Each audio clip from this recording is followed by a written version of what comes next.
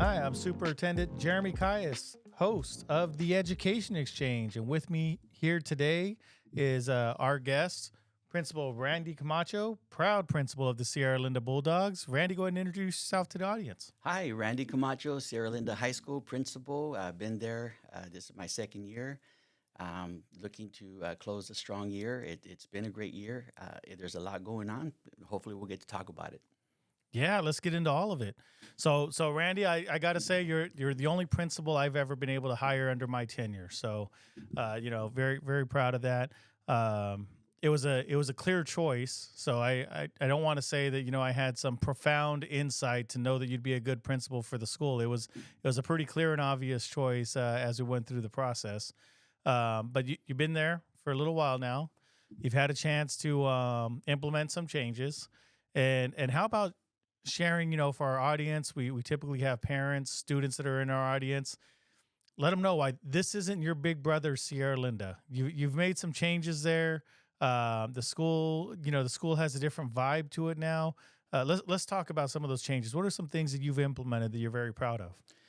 Well, going through that process of getting hired, it was quite the challenge. Going through the forum, that process, and it's always a good thing. I recommend that every principal that goes through the process of getting hired is that they go through that because, for example, the forum gave me an opportunity to speak to the public and to the employees there at Sierra Linda High School. I got a good sense of the things that they were concerned about that they wanted changed, and one was, we had flex during lunch during that time. I should say I wasn't there yet, but that's what was going on. And that was causing a lot of issues. So we went ahead and took flex out and put it in a different part of the day. And that really helped to calm things down. That was the first thing I was looking to do. Going there was to calm things down. And really the big thing I was stressing to our staff was we have to make the school a safe school because children are not going to learn any other way if they don't feel safe, and nor are the teachers going to be able to teach if they don't feel safe. So we went in with the changes that we made. That was just one of which was one of many. But in the end, you could just sense the morale on that campus beginning to change. There was a sense of belief, and that's the one thing that I really feel strongly that a school needs to have is a sense of belief. Carrying into the second year, one of the things that we focused on a lot was our athletics because, we saw last year and the years prior that Sierra Linda had a very low rating when it came to sportsmanship. So if we're going to have a winning program, it's got to come with a high level of sportsmanship.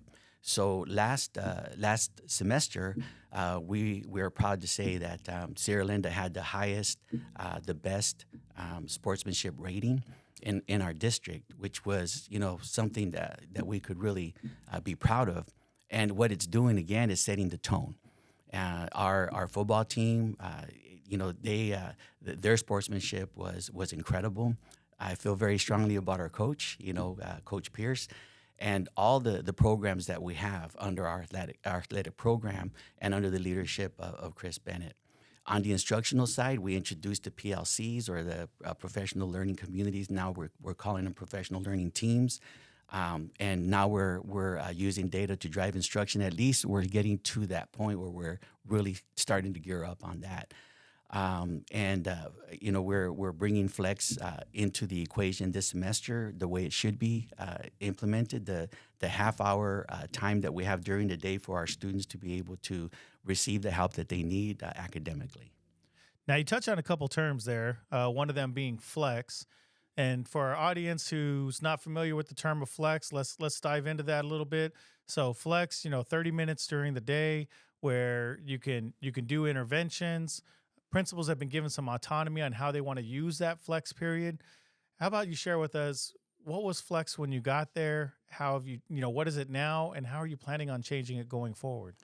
Well, the concept of flex is one in which there's a lot of opportunity for teachers to have their students come to them. They can actually choose them from a roster. Let's just put it to you. Put it out simply. But we never quite had the compatibility between with Flex and Synergy, the program that we use. But now with a new program that we've installed or that we've had implemented, now that allows the teachers to use, Flex the way it was meant to be used. And so now with the Flex coordinator, there's a lot of things that can be done to be able to use Flex for an advantage, like even at times bringing seniors to one area to discuss graduation. Or there's a survey or a focus that needs to be talked about, a focus group. We can use Flex for that. So there's even the possibility of using Flex. One of the things that we've talked about is maybe even using Flex for credit recovery. We're talking 2 hours a week of Flex that we can use in whichever way we want in order to be able to maximize the opportunity for our students to learn. In our case, I'll give you one example. We've got 124 students that are partially proficient in ACT. And right now we have them interchanging with science, English, and math during Flex and getting that ACT assistance. It's kind of like a mini boot camp during the week to assist them. So we hope that all these things that we're doing at this point will really prove fruitful at the end of the year. So a very targeted intervention. Your coordinator, your Flex coordinator, almost has to be like a matchmaker, pairing up students who are expressing that they feel that they need help in certain areas with teachers who are expressing that they know they have students in their class who could use additional supports in certain areas, along with different other random topics that come up. So I guess it's all in the art of the matchmaking then, and making sure that the right students are being paired up with the right teachers during that extra available 2 hours worth of time each week. Right. And the other thing, too, to think about with this program, students know exactly where they're going, because they receive emails telling them where to go. So it's really just so user-friendly. The system that we're using is teacher-created, so, they've kind of accounted for a lot of the things that our teachers would have to contend with. Yeah. Now, you touched on another one over there. It was PLCs and PLTs, so the professional learning communities and then the individual professional learning teams. It's not a new concept. It is a concept that's it's been around for a while. The district, if you were to ask, experienced members, they say, yes, we've always had PLCs. But the district's been doing something new, working with Solution Tree and really getting into how we can fully leverage those PLCs and PLTs. How have you seen with your staff, working with your staff, how their understanding of a good PLC, how that's been evolving during your tenure there?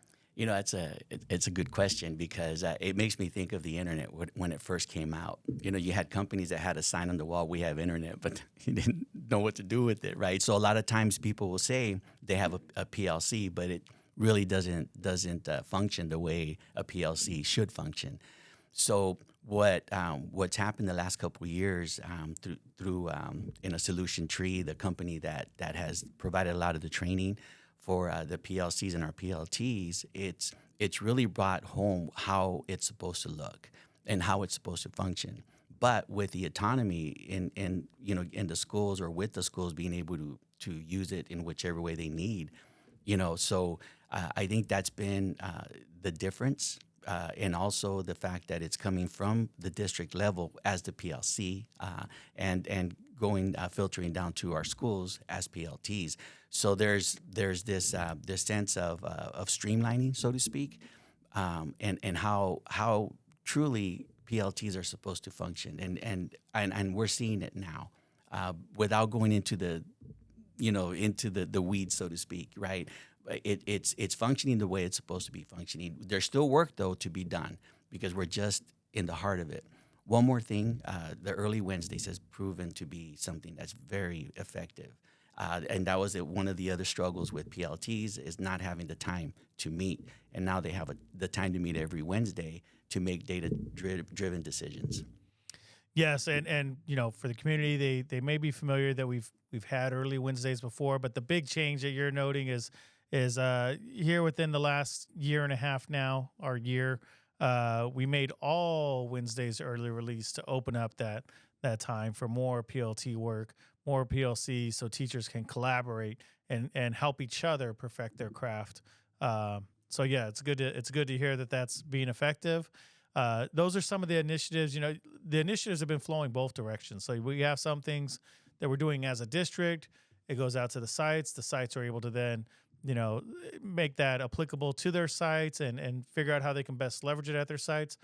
But we also have some initiatives that are starting at the sites, particularly some of the ones that are starting out at your site that may be flowing up to the district and become district concepts. Let's talk about cell phones. So cell phones, it's been a hot topic, around the state, around the nation, that they're very distracting. They take away from the learning environment, and it's hard to keep students engaged when you're competing with that access to all of their friends, to social media, to games, to videos. Your school went out on a limb. I remember you approached me and said, hey, one of my teachers, is trying something. I want to try it campus wide. I let you know, hey, Randy, if that works, you can completely do that out of your own budget. But if it works, not only are we going to restore your budget for your investment, we're going to do that district wide. So let's talk about the idea you had with cell phones. Well, first, I think it's important to note that I don't believe in making changes unless I feel strongly that the faculty or the staff is going to support it. So that came to us as a concern from the department chairs, that it had gotten to the point where it was just out of control for them, So be it that, that it came to us in that manner, it made it easier for us to then, talk to our staff about possible solutions. So what we came up with was we wanted to just make sure that our teachers understood. Once we got everyone to buy in on the concept, was there has to be a cell phone policy in your class. It may look different, but for the most part, it's either the cell phone lockers, which about 77 teachers ordered, or they could put it in their backpacks, the cell phone. And that was pretty much what we've been seeing, or that has been pretty much what we've been seeing with our teachers. But the vast majority are using the cell phone lockers. They find that to be effective. Yesterday I was walking in the hallway. There was a teacher that she actually has it. As the students are entering her classroom, they're popping their phones into the cell phone locker. She secures it, and then class begins. Too many interruptions on campus with social media. And that really disrupts the flow of learning. It disrupts the campus climate. So that's why it was something that it was easy for me to just say, all right, let's roll with this. And that's when I approached you about that. So question, are we going to get refunded? That's my question. No, just kidding. We'll talk about that later. So we're working on it. We're still okay. trying to see if we can All get the other sites to buy in on the concept. Okay. But the concept is simply, yes, those cell phone lockers, it opens up individual slots for all the students to insert their cell phone, and then you can lock it up during class. It's definitely a unique take on it. We do have other schools who do the backpack method of just put your cell phone in your backpack, put it in the back. We had schools that tried the shoe holders. That was not as effective as the lock boxes. But if that's what they have and it works, that's fine. Yeah, and so it's at the comfort level of the teacher, but the expectation is that they have a cell phone policy that they enforce. Yes, and with your administrative team standing behind them as they're enforcing that cell phone policy, I'm sure that goes a long way with your teachers, with them feeling comfortable with telling students like, hey, you need to put your phone away in the locker during class time. So I've been getting good reviews back on it, so I think we're getting closer to making it a district-wide approach, and that's when you'll get your refund. Okay, as soon as we're ready to flip that switch and say this is now the district standard for how we manage cell phones. So definitely loving that idea. You had mentioned earlier about sports, extracurricular activities, the foundation you are trying to create for success in those areas, but the school, as you know, is famous for one thing right now, and that's the band team. Always going to state championships, winning state championships, winning tournaments and other competitions. We know that band, is going to continue to be successful. But talk a little bit more about how you're going to get some of the other programs to be successful and to experience some of the same level of success of what the school has seen with their band program. Well, I do feel that it's just important to continue to challenge, to challenge our coaches, to challenge our clubs, and to find ways where they can improve. And going back to athletics, I think it really helps set the tone of the culture of the school. And so seeing that, as I mentioned before with the sportsmanship rating, I wanted to mention also that we've even received emails from AIA saying what's happening at Sierra Linda. I mean, why are things so different this year?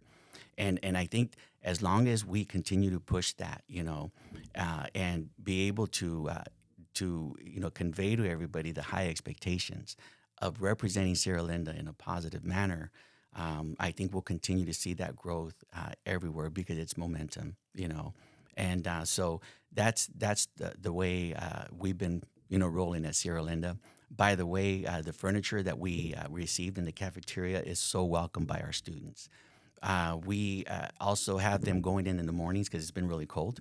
And it's just neat to see them just having a place to meditate, in a sense. They don't know they're doing that, but they're just chilling, so to speak, and being able to get ready for school, wake up, and just get going. So all of that creates that atmosphere, that positive learning environment that you expect in the classroom.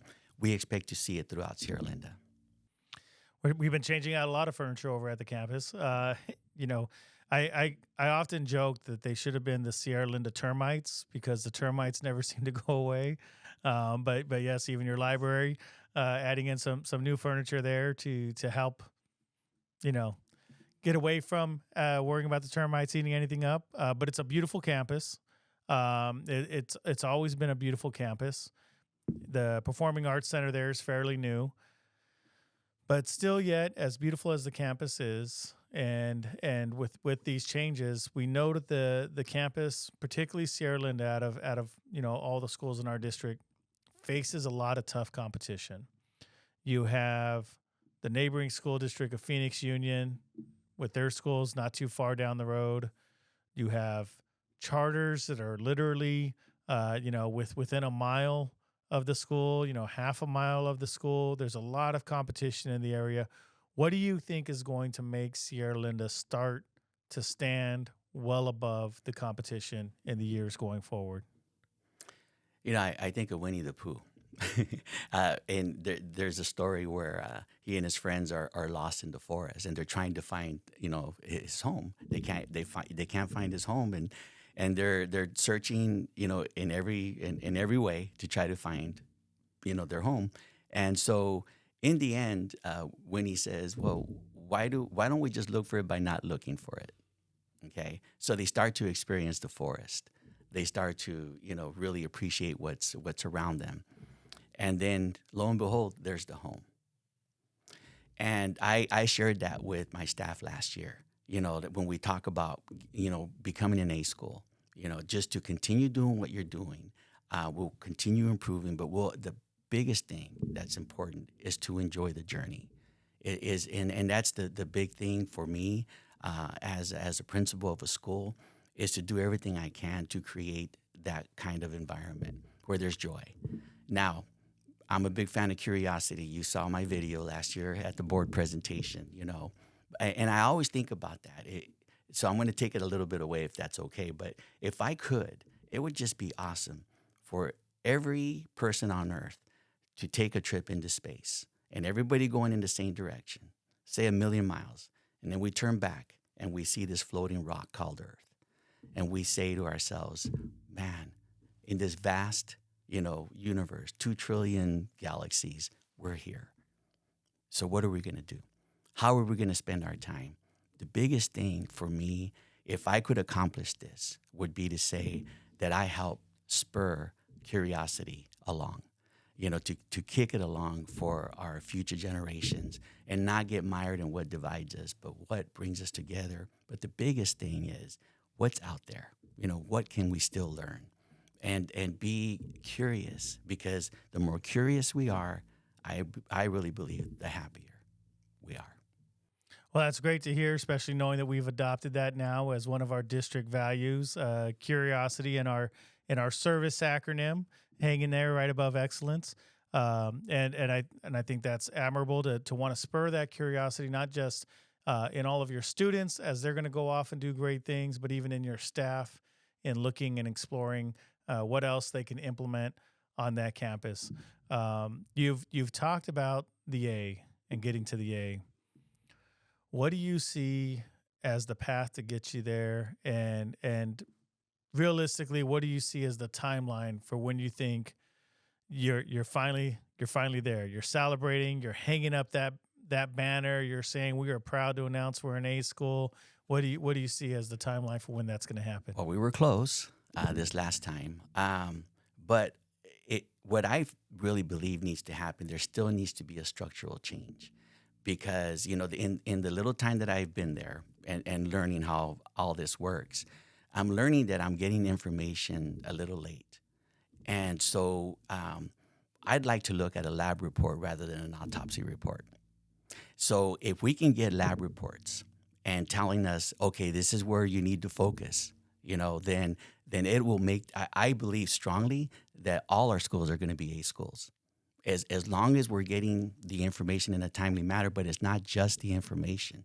It's having the ability of someone telling us, in this regard, this is where you're going to get your most bang for the buck if you focus in these areas, and then focus on to the letter of what we need to do. Once we get there, once we have that kind of structure, I think we'll all be A schools. So you want to see those vitals? We got to see the We got to see the vitals. We got to see the vitals. We got to see the chart. Yeah, we can't be know, it can't be postmortem. Yeah, So we got to know as we're going along with that student, being able to check on them. Some of the stuff that we've been looking at and we've been talking about, in our principals meetings and in other meetings, something along that concept of you brought up credit recovery earlier. And in the past and even currently, credit recovery is mostly targeted seniors, super seniors, but we've talked about bringing that to the freshman level, all the way down to the freshman, the sophomore, focusing on those underclassmen and figuring out what we need to do to react swiftly the moment we see that they are starting to veer off track.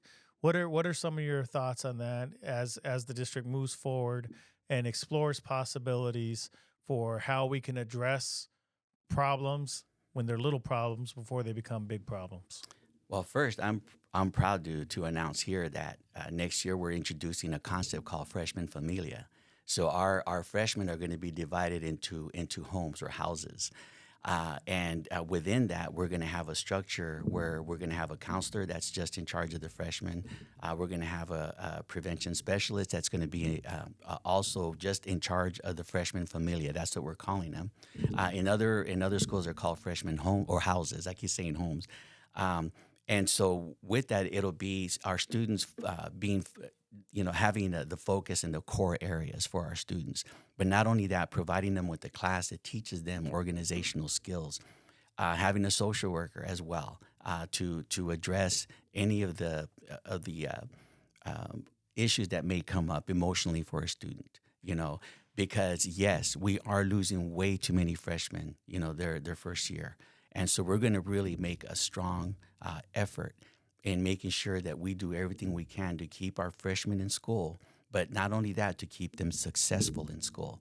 So that's going to be our goal next year with Freshman Familia, and I'm really excited to announce that to the community that's what we're going to have at Sierra Linda to address the issues that are plaguing a lot of schools with our freshman class. Absolutely. Everything you can do to commit extra effort towards freshmen. We know that their freshman year is a big indicator on their success throughout their high school time. So definitely appreciate that. What other initiatives are you excited to announce for our parents and students listening in? What else is coming down the pipe for Sierra Linda? Well, we continue to promote our initiative on the College Silk Road. It's even part of our logo now, and it's an expectation that every senior leaving our school has a post-secondary plan. Yesterday, I saw that 75%, I believe, or 73% of our students at this point have been accepted to a college. So our goal is always 100%. And there's a counselor that has it behind her desk on a wall, and she's actually tracking where we're at with that effort. But not only that, it's a post-secondary plan because some students may apply for college, but want to go to a vocational school or want to go to a university. But it starts with the community colleges, getting that solidified to help them develop the skills to broaden their horizons. Yeah, it's good for them to keep building up those options, even if come graduation day Absolutely. they decide to pivot and go another direction. It's good that they know all of the different options they have in front of them. I always like to say to them, there's no better feeling to be with your loved ones at the end of the year and you have options before you. And then with those options, you get to decide. That's really what it's all about with the College Silk Road. Well, we appreciate you coming on the show, sharing all that information with our parents and our students. And we appreciate our listeners for tuning in once again to the Education Exchange, where we aim to enlighten our parents, empower our students, and we look forward to seeing you again next week. And that's the end of our show. Thank you for listening. If you have questions, want more information, or would like to be a guest on the Education Exchange, please send us an email at podcast@tuhsd.org. Don't forget to hit that subscribe button, give us a like, and tune in next week to the Education Exchange. You can catch all episodes on your favorite streaming devices or directly at www.tuhsd.org/podcast.